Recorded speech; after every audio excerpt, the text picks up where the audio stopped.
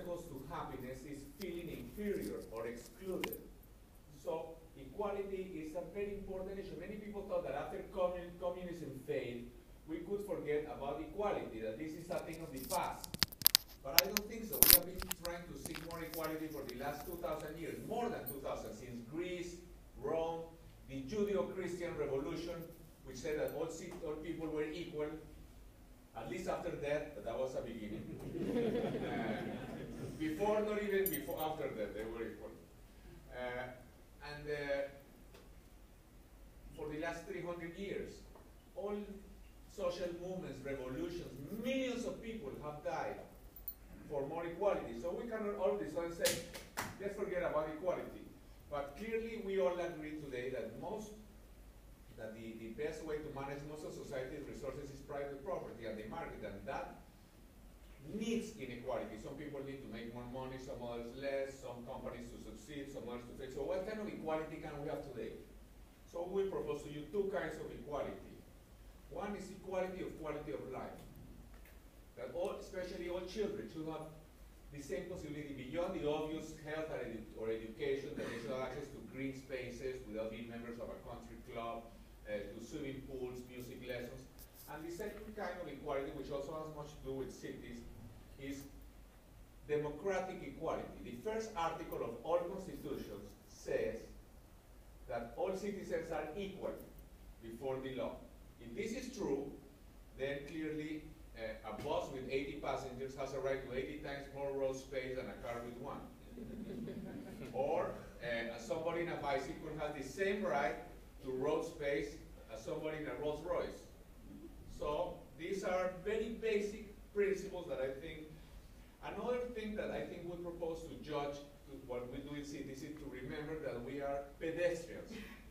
We are walking animals. We need to walk, not to survive. We could survive all our lives inside an apartment, and we could order everything by internet or whatever, but the same way that a bird could live inside a cage. I have seen some birds that in a small cage they even have babies and things. So, but clearly we would be happy if the bird would be happy if it would cut a cage the size of this room, and happier still if it could fly free. In the same way, we are happier if we are in a 20-meter or 10-meter wide sidewalk than in a 2-meter wide sidewalk. Do we have this remote? No, but that's other. You have another. Yes, this is yours. Anyway, no problem. We go without the PowerPoint for a while. All agree that this is the order we should distribute it. First pedestrians, then bicycles, then public transport and car. But in practice, it's very, very difficult how to use it. For example, when I was mayor, I was almost impeached because I got tens of thousands of cars out of sidewalks where they used to park and make bigger sidewalks. And some people would tell me, Mayor, you are so stubborn because there is enough space for cars to park as well as for people to walk by. So we have to have a TV commercial where we said, we tend to think that sidewalks are relatives of streets because they live next to each other. But actually sidewalks are not like streets. Sidewalks are not for going from one place to another. They can be used for that, but actually sidewalks are for talking or for playing or for doing business. So actually sidewalks are much closer relatives of plazas or parks than they are of streets. And to say that in a sidewalk there is enough space to park cars next to them as well as for people to walk by is equivalent to saying that we can turn the main plaza or the main park in a city into an open-air parking lot so long as we leave enough space between cars for people to walk by. You know? So it's, again we come to these issues which are very subjective. That is something that you feel. It's not something that you can, there is not a mathematical formula to say how big the sidewalk should be or should not be. Now, this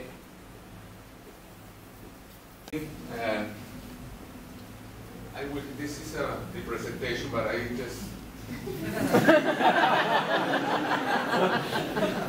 to talk to you. I want to show you something.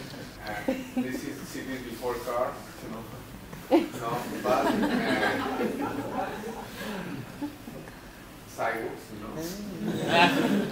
I was almost impeached for getting this car. have my hair black before this. I know how difficult it is to get rid of parking. You know, I've suffered it myself. Look, this is what we did. So when I proposed it, this wonderful sidewalks in San Francisco, bikeways. But I want to tell you a couple of examples of what. Well, this is also another interesting thing. When you do a protected bikeway,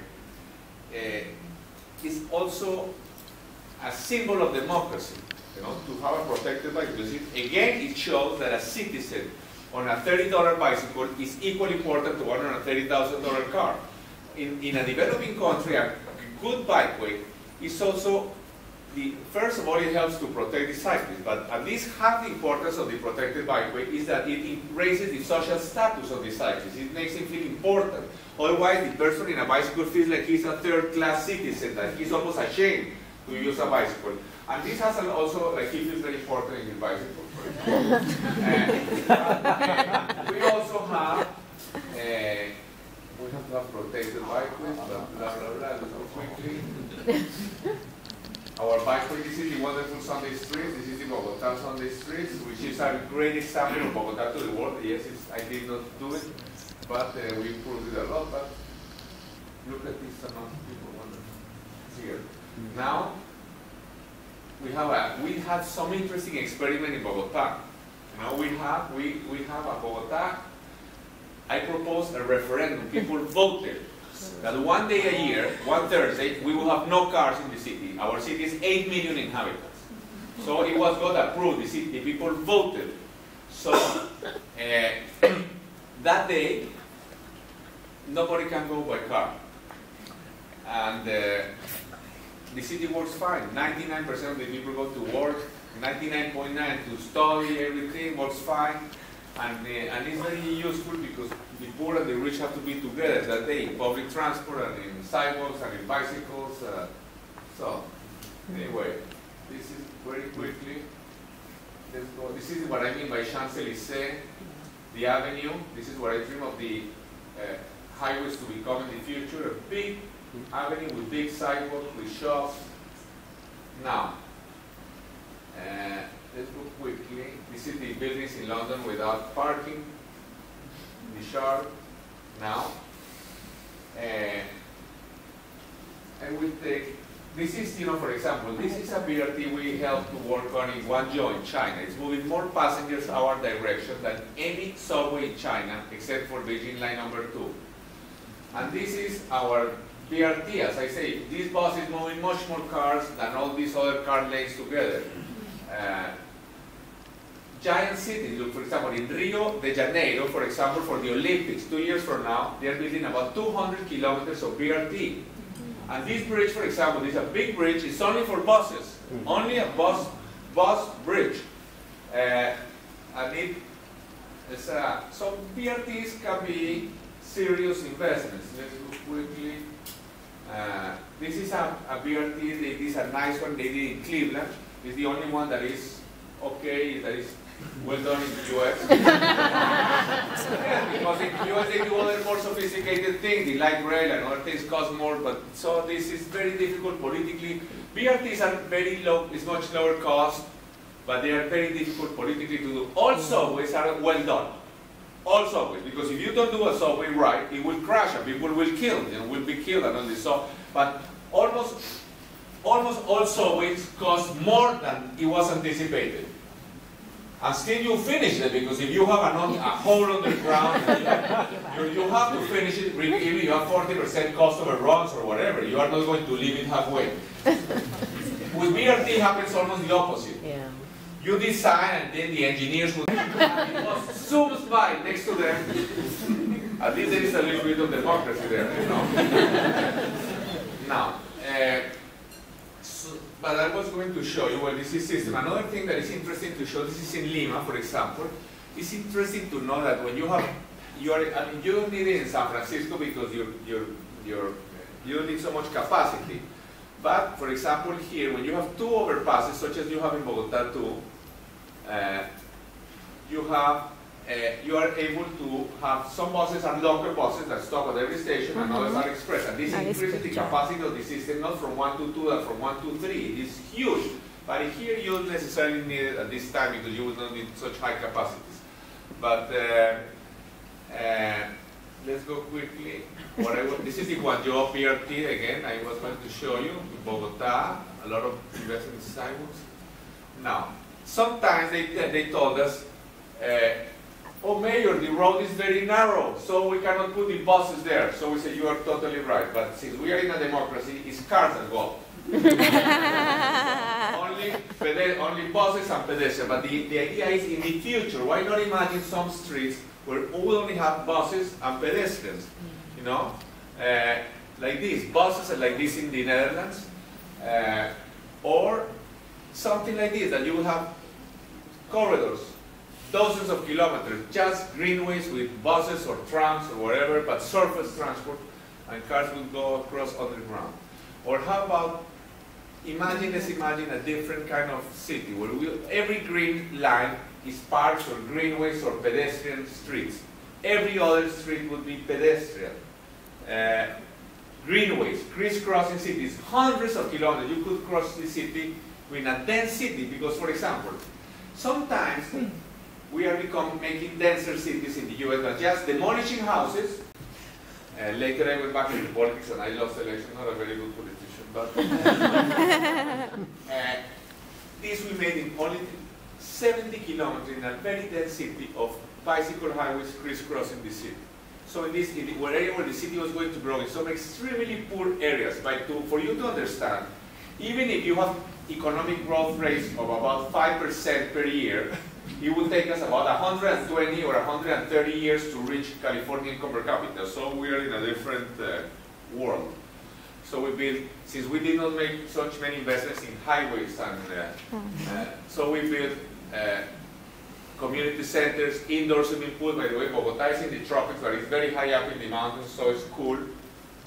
Schools.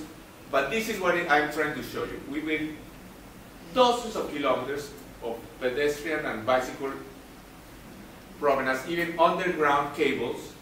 And this completely, we went to look at this. First, in some areas, the city had not gotten there yet, but we knew it would go there very soon. So the city then it grows around it, you know.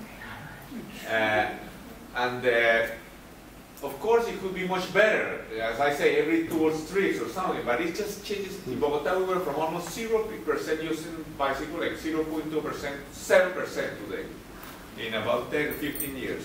So this is the road, very low-income people.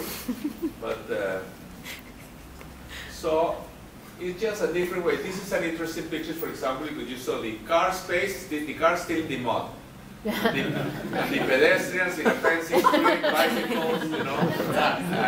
So this shows again that cities and human beings are important. The whole thing about creating a city is to make the increase, to show every detail in a city should show, I would say 2 things.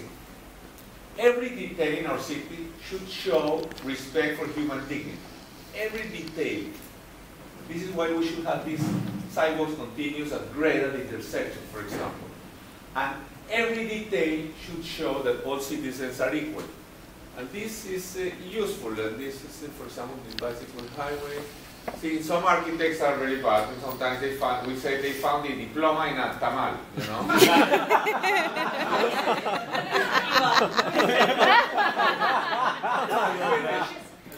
Some architects. I love architects. They're the most wonderful people in the planet. But this is, they put this building against the part they put the walls, you know? They should have put the shops and windows and no. But here is a little better. They put the wood. So this is it. Thank you very much.